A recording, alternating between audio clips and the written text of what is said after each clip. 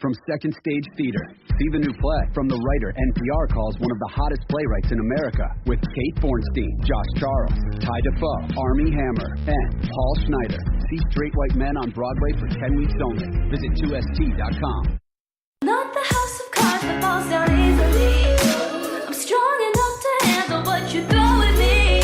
Mental Health News Radio, produced by MHNRnetwork.com, your source for information about our favorite subject, mental health. This show is brought to you by our incredible sponsors like ZenCharts.com, the intelligent EHR for addiction treatment organizations, and MyGenetics, that's MyGenetx.com, changing the way people are diagnosed and treated around the world, helping you better understand what makes you well. Don't you want information about yourself that empowers your mental health treatment? Also, who is minding the store, the finances of your behavioral health organization? TriadicLLC.com, that's TriadicLLC.com, is a full-service revenue cycle management and billing company focused on all the ins and outs of mental health billing. Our sponsors help keep this show on the air and advocating for everyone affected by mental health. Guess who that is? Everyone in the world. Take a listen to our show all the way to the end. You don't want to miss Miles the Therapy Dog's special goodbye.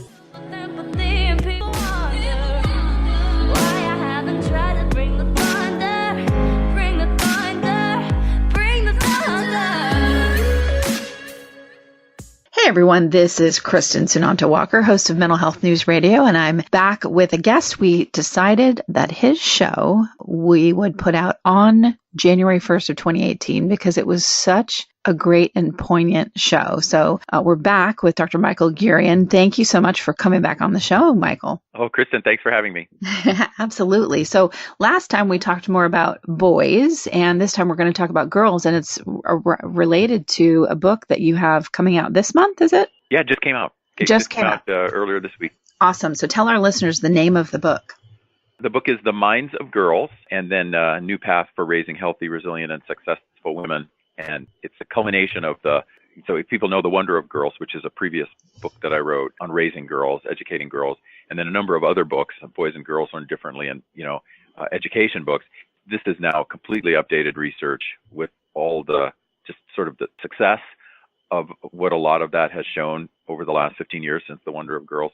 Mm-hmm. And then also, new themes like screen time, digital, social media, a lot on STEM.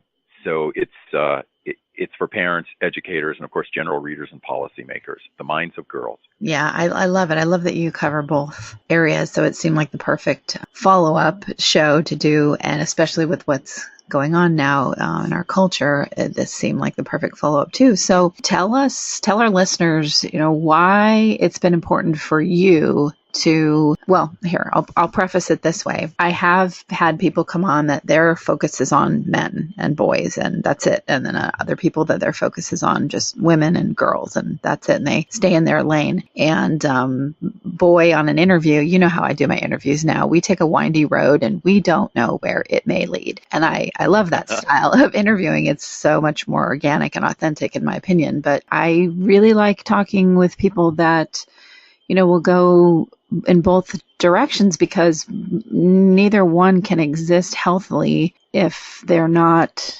respectful and knowing what's going on with the entirety of humankind, not just their sex. So I love the fact that you work both, in both directions. A curiosity for me after our last show is why both for you instead of just specializing in one arena? Well, it's a very reasonable question. It goes back to where I started out. So 30 years ago when I started doing this research and then starting, getting ready to publish it and really work in it professionally, I was doing, both boys and girls. What I was studying was male-female brain difference. So there is a difference, folks. That was where it started. The science, now 30 years later, it's just everywhere. One can see the science. And so what I was looking at is both males and females, both boys and girls. And then there was an emphasis on males because of The Wonder of Boys, especially because when The Wonder of Boys came out, there wasn't anything out, right? Everything was out on girls. And so when The Wonder of Boys came out, of course, that defined some things. And so there were more books on boys because there just wasn't anything or much out there. And then of course, others started writing on boys too. And that evolved. That whole boys' world evolved, and I was part of that. But my initial thing, even with Wonder of Boys, was I was going to write the Wonder of Girls next. But because of what happened with Wonder of Boys, how it exploded out, there were all those other books. So it took me 6 more years before the publishers would let me. So then I was able to do the Wonder of Girls, and then the education books are boys and girls. So we got to remember too, I have 2 daughters, so they're grown now. They're in their 20s, but this is also labor of love. Right. So that's kind of, it's research based. And, I started out in the sexual harassment training world.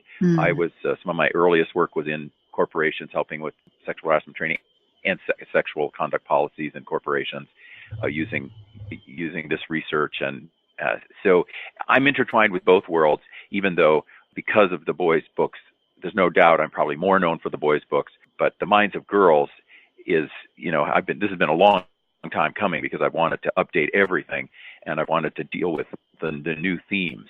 And so because that's why I kind of work in both worlds, because really, as you said, we just can't do this alone. We need each other. And of course, we also have the gender spectrum that I cover in the book. Yeah, and so much has changed. I mean, so much has changed. My experience, and I mean in very profound ways, not that other generations didn't have profound changes as well. Of course, each generation has, but the internet has made such a leap of change, unlike many other generations have experienced. So I can see where there was a huge need to do an update, because here we have this thing that wasn't part of my childhood. It didn't come to me until my late 20s, I think, early 30s. And yet children now grow up with this thing, and it has an impact on their brain development, their personality. You know this better than I do, but it's a completely different culture now, completely different.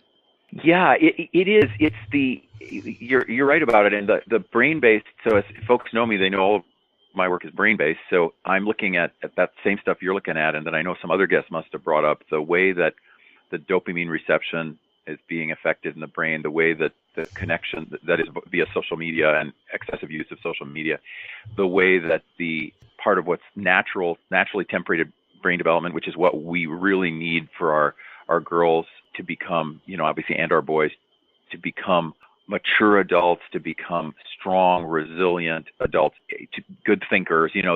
We need in the first 15 years, especially first 15 to 18 years, we need a certain naturally templated kind of brain development. And while social media and internet and digital, it's all, obviously is good. Technology is a good thing. There's an overuse of it that people are not understanding. And the first line of defense on this is parents. And that is one of the reasons Minds of Girls is targeted everyone. Obviously, it's a general book, but it's really a lot for parents and educators, because they're the first line of defense to protect these brains. And so while it's not anti-technology at all, it does lay out what's happening with dopamine and what's happening with prefrontal cortex development and so on. And that, as you say, to know that stuff 15 years ago. Right, exactly. It wasn't part of our experience. I mean, I had, my name at AOL.com was my first email, and that was dial-up. Yeah, that was mine too. Yeah, I remember that.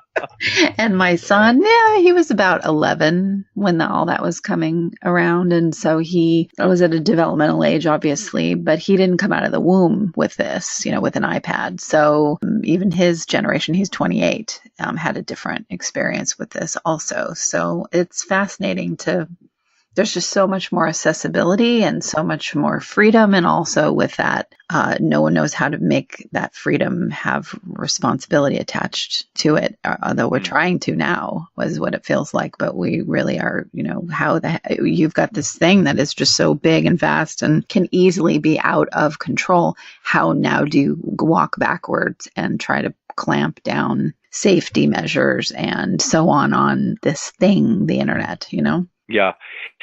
I divide in the Minds of Girls. I do divide it by brain stages.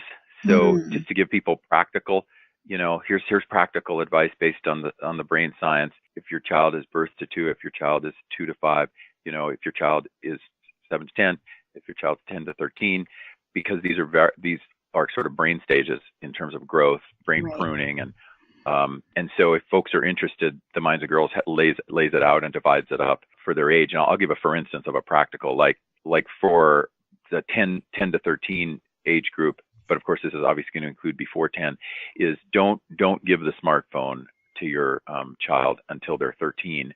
And remember that Bill Gates and Melinda Gates didn't even give smartphones to their kids till they were 14. So I'm using 13 as sort of bar bat mitzvah age. It's sort of, there's a certain pruning that is kind of ending right around then in the brain. So 13 or 14, just really look at this research. I beg people, look at this stuff that I have in here. And then, I hope they'll make the decision to wait until 13 to give the smartphone. And there are so many brain reasons for it. And it's so protective of that brain development. And so that's kind of an example of how I divide it into stages and then give practical suggestions based on the science. Well, and you have, real life practical experience raising two daughters. So you had the lab environment right there in your home to have experience with this. Yeah. Yeah, we held off. We didn't give them until they were 13. I mean, we really stuck to the science. Yeah. So having that, that lab experience that you had, how do your daughters feel about the work that you do? Well, they're really glad. I mean, they come up to me, we get together for Christmas or we get together. Let's see, so I live in Spokane, Washington. Davida lives in Seattle, so we see her more. Gabrielle lives in Washington, D.C. We see her less, but we see her about twice a year, and then we see Davida multiple times per year because we're only 4 hours from Seattle. And a number of these visits and then also talking on the phone and so on, something will trigger in with someone else, the friend of theirs or something, and they'll say, oh, so glad that you didn't give us those smartphones until then, or so glad that you did the thing with food. Because another big thing in this book is neurotoxins, which you and I'll probably get to.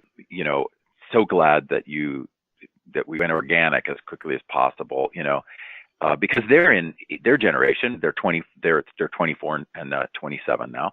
Their generation is I think getting sensitized to some of these pitfalls, and so I think their supportiveness of it is because there's so much out there now teaching them that, wow, and we got to watch out for this stuff. And and when they talk, they don't have kids yet, but when they talk about it, when we have our kids, we're going to do blank. So it's very heartening. I love it. It is. It's great when your kids, I remember that with my son, talking about dairy and with one of his friends, and he was like 5 or 6 or something. And I thought, oh my God, I was not in the room. I was just walking into the room and I hear him, well, if you're, why is it okay for humans to drink cow's milk all the way up into adulthood when a calf stops drinking it at a certain age? And I'm not saying that argument is valid, just that's what was my belief at the time. And it's still my belief for a lot of reasons, but it was so interesting to have my child, who I didn't think listened to anything I had to say whatsoever, was then parroting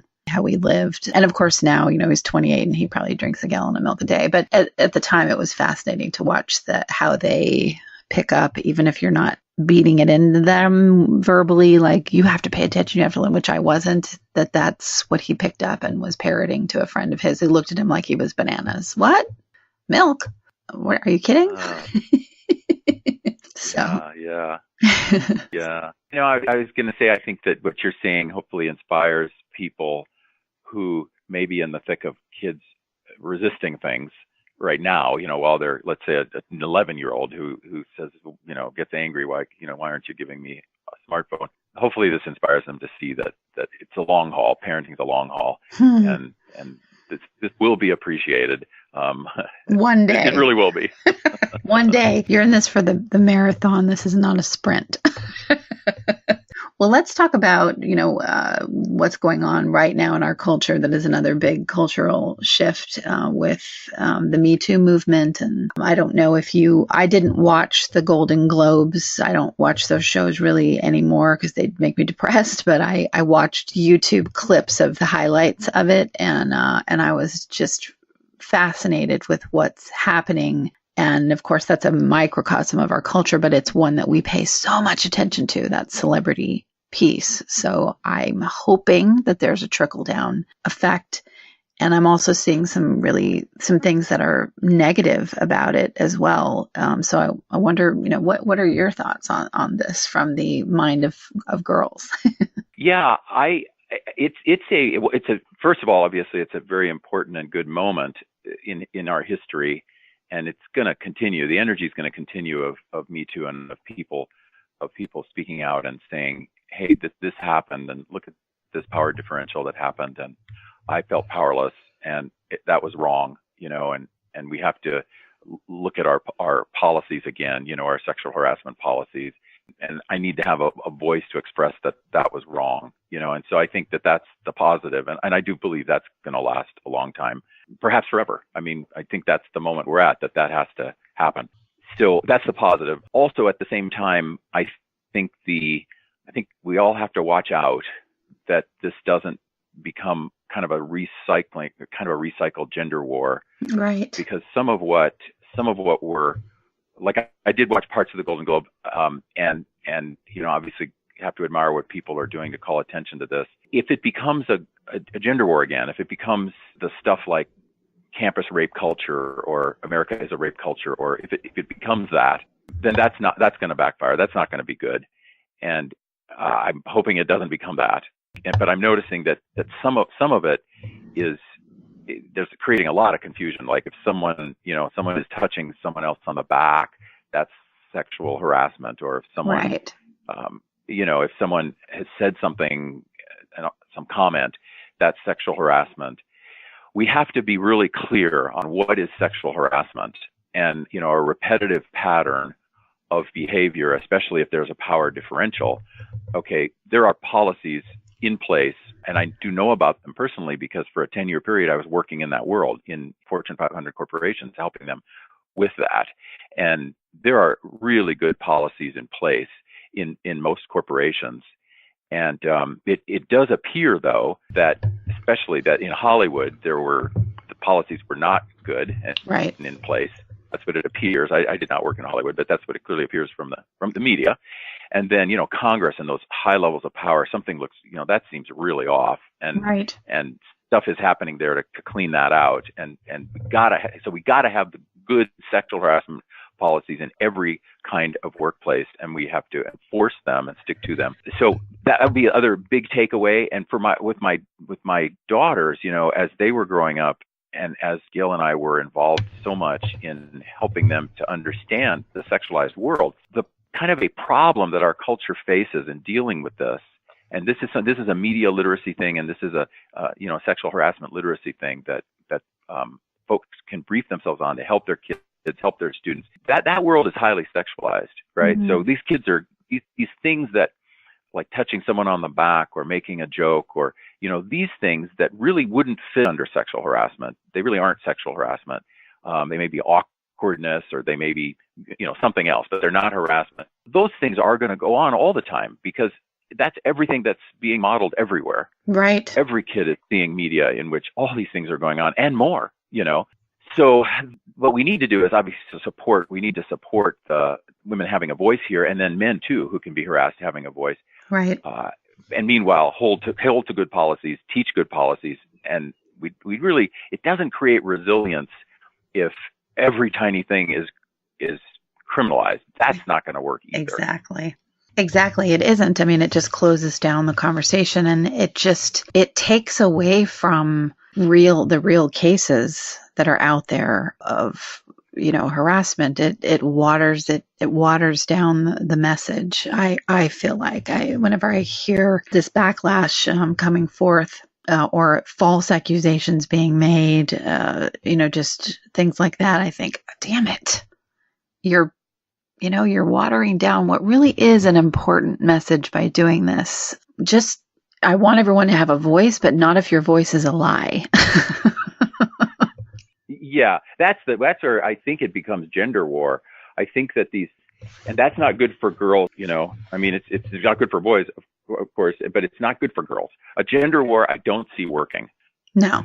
It just, I mean, practically speaking, it becomes like what we saw with what was being called the campus rape culture. And everyone jumped on and said that, all the folks, we have 1 in 4 or 1 in 5 college women are being sexually assaulted, and it was a false statistic, and it was part of this sort of gender war that unfortunately our culture gets into. And so guys were getting, as we talked about last time, guys were getting kicked out, with no due process. They hadn't done things, and The ones who had done things, of course, were prosecuted by the police, but this was happening to all these guys. And then the backfire is that now, of course, they sue these colleges because it was wrong what the colleges did, and the colleges are having to pay out millions of dollars. And the same thing is already starting to happen with this as it becomes gender war, where some of these guys who have been kicked out and fired based on just a kind of a rush to judgment, not really looking at a sexual harassment policy, not really looking at it from a professional business way. Now they're going to sue these people, and then they're going to get these big settlements.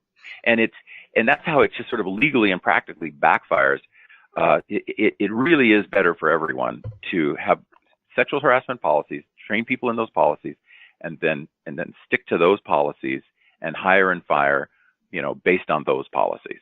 Right, exactly. And I know there's a lot of women that can hear this and think you're not paying attention. And if any of you have listened to my earlier shows, you know that is not the case with me. So I've been on the receiving end of sexual harassment and actual sexual harassment. And, it's not fun. And I've also been scapegoated and all of those things that many of us are talking about and having a voice about. But I don't think that what's happening in Hollywood has had the trickle down effect yet. I hope that it does. I hope that this momentum does, have a trickle down effect into changing the life of someone who's not a celebrity or working in that industry. But I guess where I want to go with this now is there's such a long before my time, long before your time, I don't know if we're close in age or not, but way before we were born, there's been this way that women are supposed to be in the world, and it's very ornamental.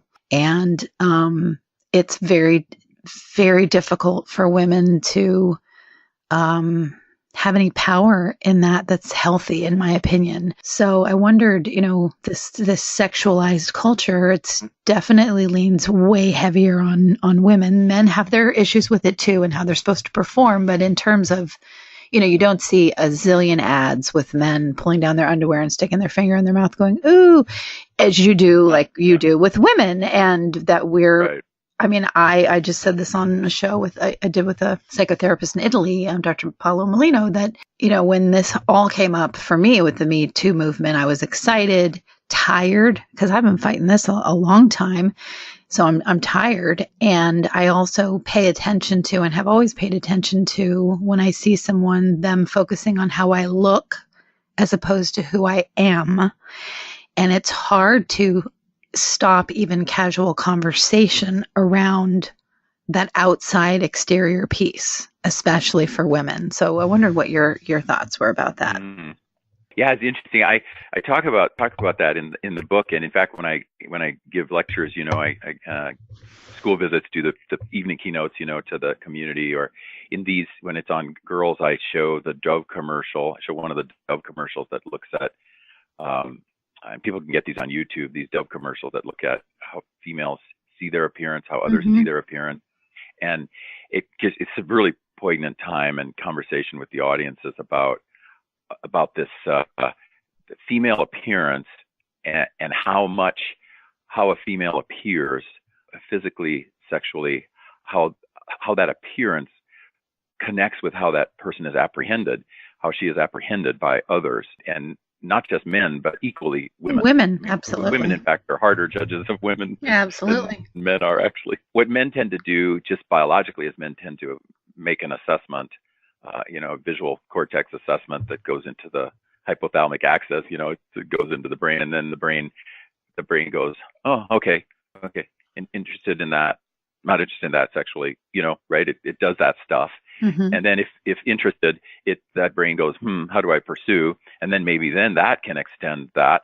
But if not interested, moving to, you're my colleague, I'm talking to you about blank, or, right? Guys are not actually as judgmental of women as women are. Women are really, really judgmental of other women. Oh my gosh, absolutely. It lasts longer. For guys, it's a quick thing and it's over unless they decide to pursue. For women, it can last a long time. And that's another poignant part of the conversation. And part of why I wrote The Minds of Girls, part of why I did it was share with people that the way women are and men are biologically understanding and apprehending each other.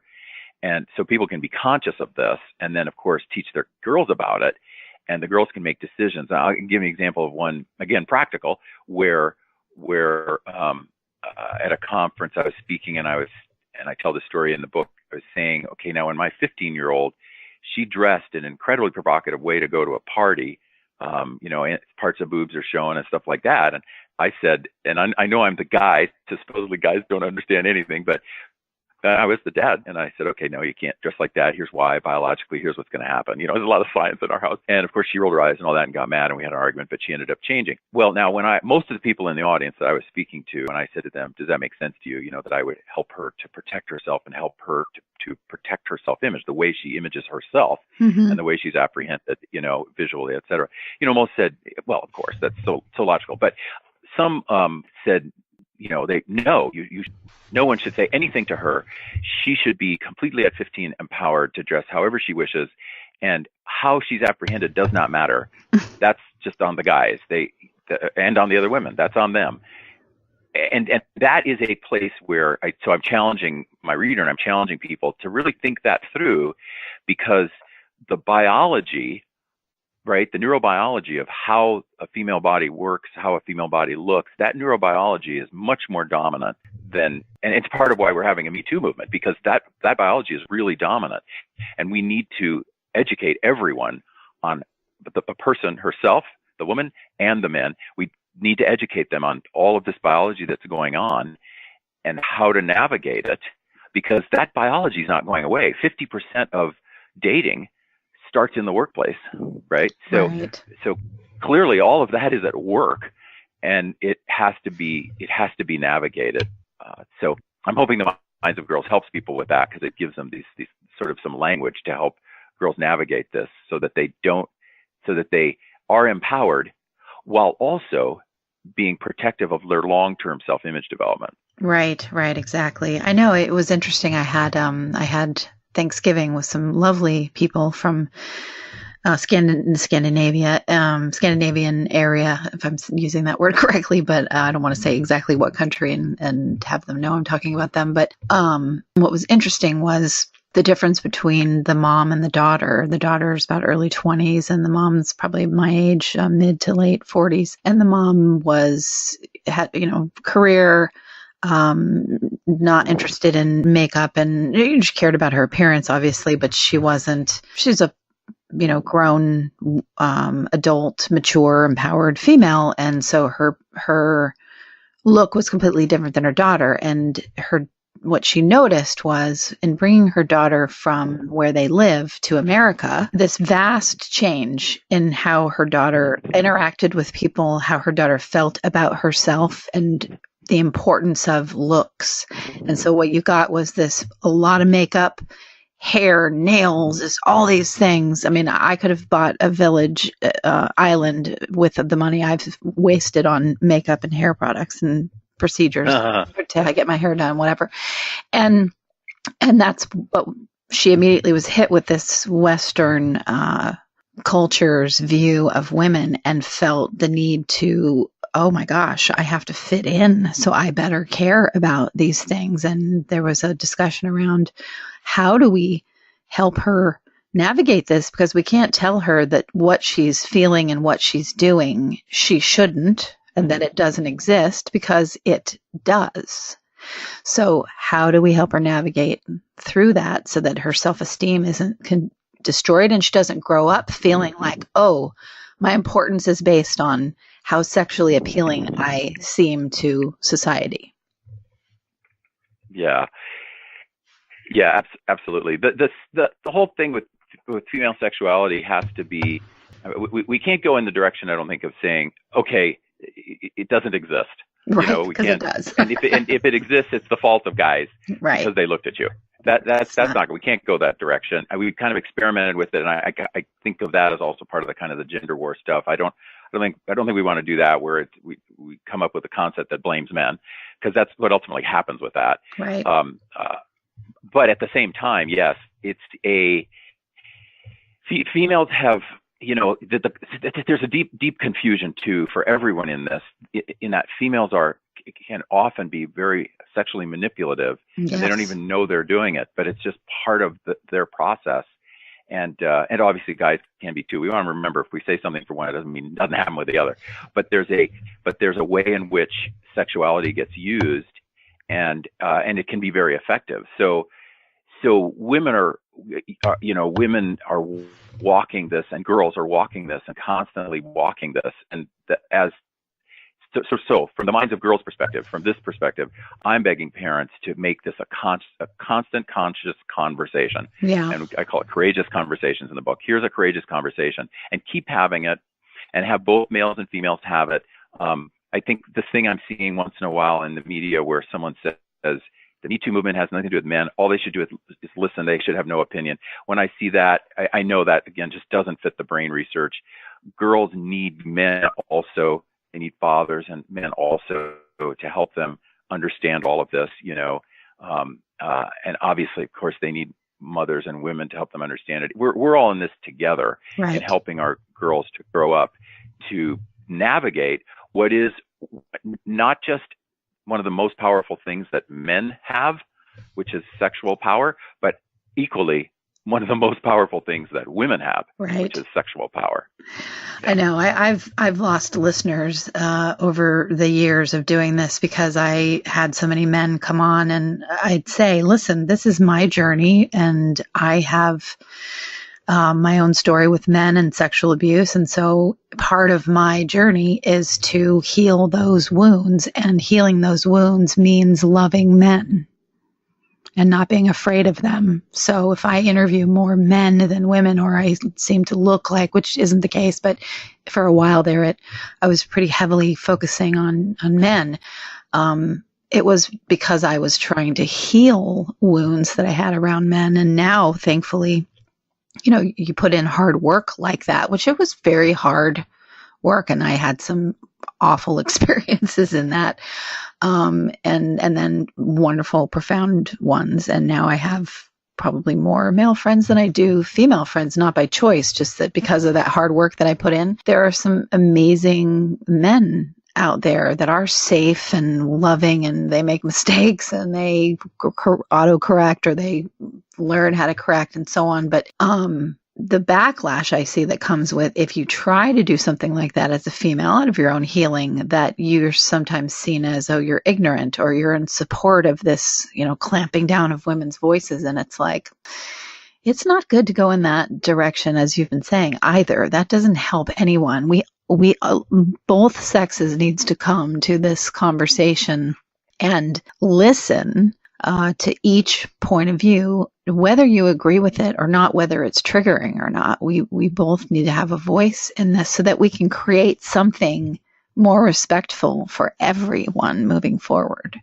What do you think about that? Mm-hmm. Yeah. Oh, absolutely. And in fact, that, another big topic in the minds of girls is girls and STEM learning, and women and STEM, science, technology, engineering, math, and what's happening with not only in the schools in improving girls and women's STEM learning, but then what's happening in corporations to uplift more women, to get more women into the C-suite, more women in engineering, technology.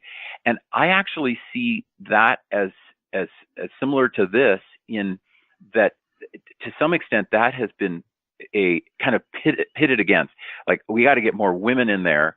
And so therefore we're not going to look at boys in engineering or boys in STEM or, boys achievement or anything like that.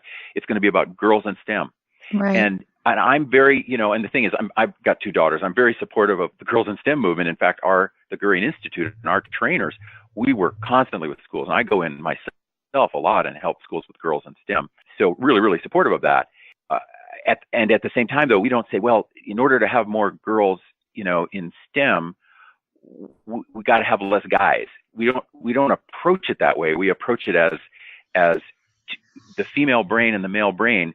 They actually acquire and process what we call mathematics, what we call calculus, deep mathematics, high math, and spatial learning, which is physics, astronomy, all of that.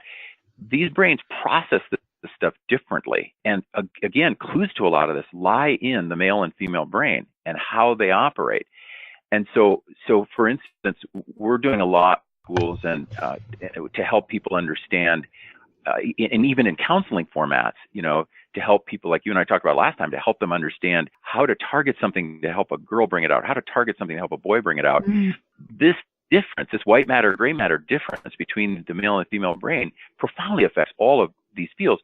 The female brain is processing much more via her white matter activity, and males are processing much more via their gray matter activity. And white matter is what coats all around the brain and moves signaling to various brain centers back and forth constantly and immediately, very quickly, lightning fast. And gray matter activity is localized activity. So things being done in a certain area of the brain and not really connecting it to a lot of other areas. Well, the male brain is much more working with gray matter activity to do a task. And the female brain is using more white matter activity. And so I always come back to the science to say, okay, when we understand all of these brain differences, we can understand how to teach STEM better for girls, Right. We understand how to help girls in engineering, in technology better because we have this science. And at the same time, a lot of guys are going to be really good engineers, so we're not going to not support them, but we're doing it, but we're helping the girls using the brain science. And I just all around think that this brain science approach and, hence the minds of girls, really looking at girls' minds, I really think that is very, very important for this conversation and if people see a conversation about something, anything out there around male, female, and they're not seeing those folks talk at all about the brain or at all about male, female, as this neurobiology, I beg them to write a letter to that person and say, or write an email and say, hey, let's talk about the brain too. Yeah, I know it's kind of interesting how that can get washed down with a total lack of regard for science. There's been a lot out there about, gender fluidity, and we all need to become more and, realize that being androgynous is the way to be and all this stuff. And I think that is not a direction that's going to, be helpful either. There's interesting studies there, and I'm not the expert here on what those studies are, but about people that lean that way, but not at the expense of the research that's already been done that proves that that's not the only way there is. that we just callously wash away what actually exists, but that it is inherently male and it is inherently female. Does that make sense? It does make sense, and I have been asked that question so much that in the first chapter of The Minds of Girls, I take it apart with people. I say, okay, here's what's really going on. Here's what we mean by gender fluidity. Here's what we mean by the gender spectrum. Here's what we mean by male brain, female brain, and I give them a very accessible. It's written in a nice way, not hard to read, but it kind of lays out all of the actual studies on this and what. And I think as people understand it, they can then apply it. If we stay with this concept, like you just said about, okay, actually there is no male, female anymore. And I do hear people say that everything's fluid, et cetera. If we stay with that, what we don't realize is that's not sex on the brain. So we're talking about, these are different things. Gender fluidity is much more of a sociocultural concept, right, of how a person feels. I'm feeling more male today, I'm feeling more female today, or I don't even like the words male, female, et cetera. That's really culture construct, and it's not what's going on in the brain. In the brain, in utero, and because of the XY chromosome markers, the male and the female brain do differentiate. So that's sex on the brain. So gender is cultural, sex on the brain, that's biological. And that's the stuff that wherever I go, I show the PET and SPECT scans and MRI scans, and then people can see it on the brain and they, oh my gosh, and that's what applies the most to teaching, to teaching language arts, to teaching STEM, and it's what applies the most to counseling. When we're with our clients, their male and their female brain are a huge deal if we're going to really help them to get into what we need them to get into. And it's an area that I think is understudied, male, female brain, in our profession, in the counseling profession. And in parenting, that sex on the brain is what's really, really a big deal. Now, some things are going to apply to all kids. You can try a good discipline technique for all kids, and it can work for all kids.